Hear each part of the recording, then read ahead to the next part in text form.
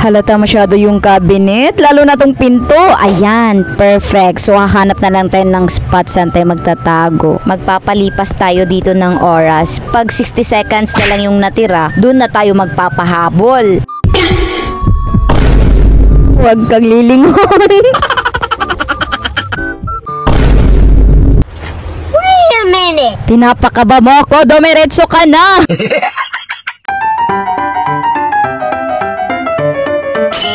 Ayaw, di ba? Libang na libang ako sa ginagawa niya, guys. Look. Ang lakas ng trip eh.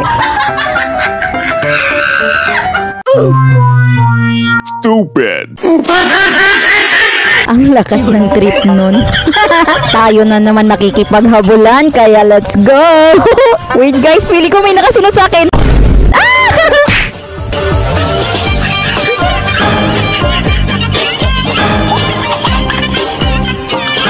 Ayaw, di ba? Ina kasi nitong isang player na to eh. 13 seconds na lang at panalo na tayo.